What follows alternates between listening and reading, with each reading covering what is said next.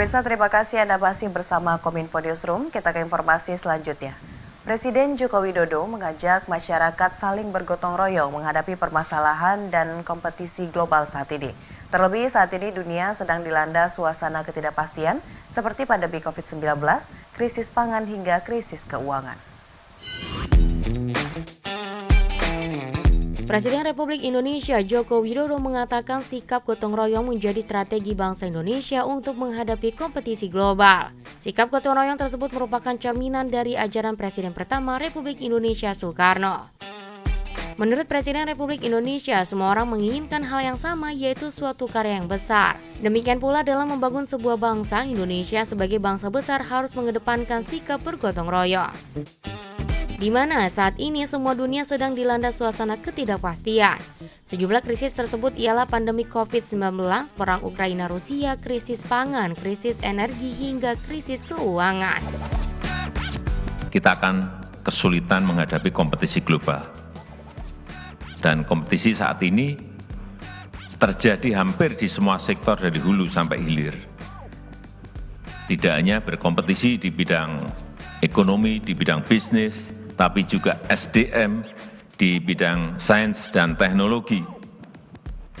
Dan termasuk yang kita alami sekarang ini, kompetisi dalam menghadapi krisis pangan maupun krisis energi global.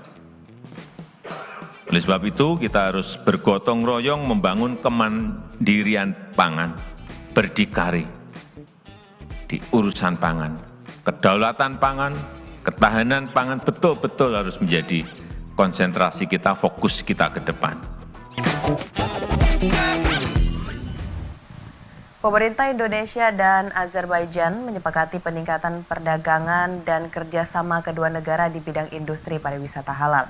Hal ini menjadi salah satu hasil dari pertemuan Wakil Presiden Maruf Amin dengan Duta Besar Azerbaijan untuk Indonesia, Jalal Mirzayev di kediaman Dinas Wapres Jakarta.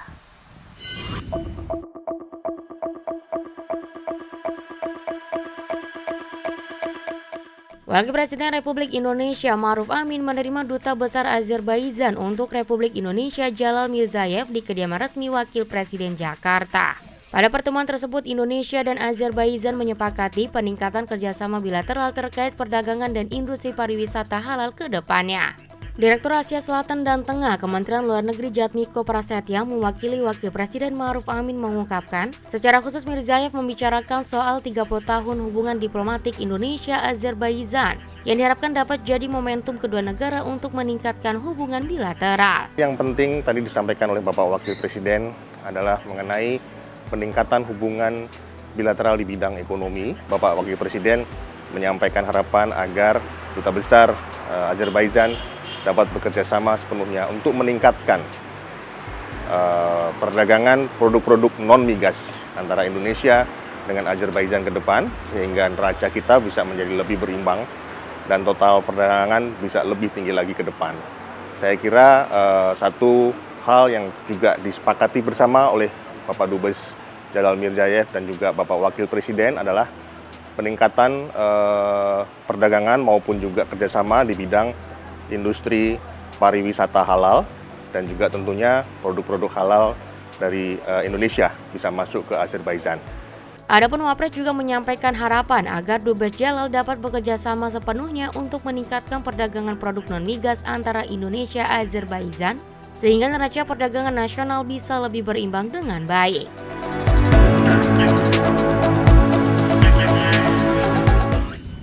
Melihat tren kenaikan kasus COVID-19 dalam beberapa pekan terakhir karena adanya importasi kasus corona varian baru, pemerintah menerbitkan aturan baru kegiatan berskala besar. Aturan tersebut dituangkan dalam Surat Edaran Nomor 22 Tahun 2022. Satuan Tugas Penanganan COVID-19 menerbitkan aturan terbaru yang mengatur terkait pelaksanaan kegiatan berskala besar menyusul kenaikan kasus baru beberapa pekan terakhir ini. Aturan ini dituangkan Surat Edaran Nomor 22 Tahun 2022 mengenai juru bicara pemerintah penanganan COVID-19 Wiku Adhisa Smito. Surat edaran ini akan mengatur acara yang dihadiri secara fisik oleh lebih dari 1.000 orang dalam waktu dan lokasi tertentu yang sama, baik di dalam maupun di luar ruang.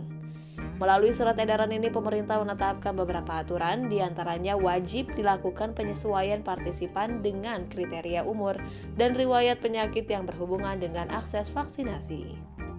Dengan melihat tren kasus yang mulai kembali meningkat, importasi kasus COVID-19 bervarian baru, dan evaluasi tata laksana protokol kesehatan acara yang melibatkan banyak orang sebelumnya, maka pemerintah kembali melakukan beberapa penyesuaian. Salah satu upaya antisipasi yang diambil yaitu melakukan penyesuaian pengaturan kegiatan berskala besar di masa pandemi COVID-19.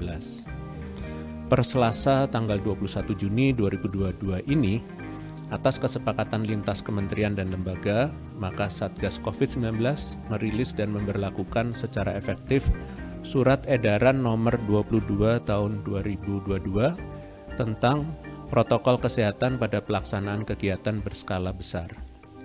Surat Edaran Nomor 20 ini akan mengatur acara yang dihadiri secara fisik oleh lebih dari 1.000 orang dalam waktu dan lokasi tertentu yang sama baik dalam maupun luar ruang.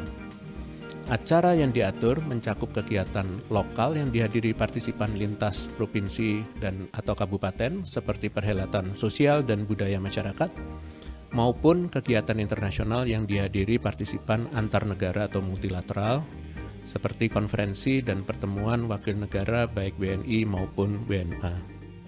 Terkait mekanisme perizinan kegiatan, penyelenggara kegiatan wajib mendapatkan rekomendasi kelayakan penerapan protokol kesehatan dari Satgas COVID-19 Pusat dan izin keramaian kegiatan masyarakat dari Polri.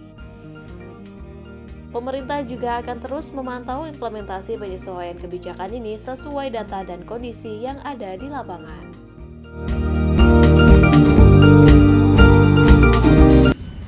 Menteri Luar Negeri Retno Marsudi menyampaikan apresiasi Dirjen WHO terhadap kepemimpinan Indonesia di dalam G20, serta sistem kesehatan keluarga dan asuransi kesehatan wajib di Indonesia yang dinilai sudah baik.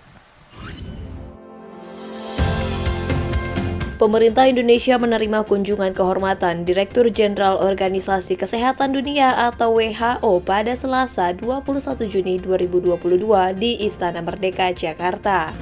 Pada pertemuan tersebut, Direktur Jenderal Organisasi Kesehatan Dunia, Tedros Adhanom, memberikan dukungan bagi agenda The First Health Minister Meeting atau pertemuan pertama bagi Menteri Kesehatan G20 dan mengapresiasi Indonesia yang berupaya menangani pandemi COVID-19. Menteri Luar Negeri Retno Marsudi juga menyampaikan bahwa pandemi COVID-19 belum berakhir. WHO saat ini terus memantau munculnya varian baru.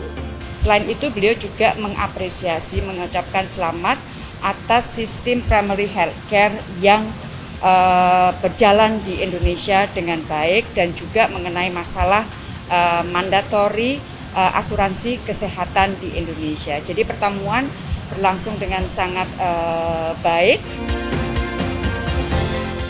Pemirsa, setelah jeda kami akan kembali dengan informasi terkait dengan kebijakan yang akan dilakukan pemerintah mengenai pajak karbon di Indonesia. Tetaplah bersama Kominfo Newsroom.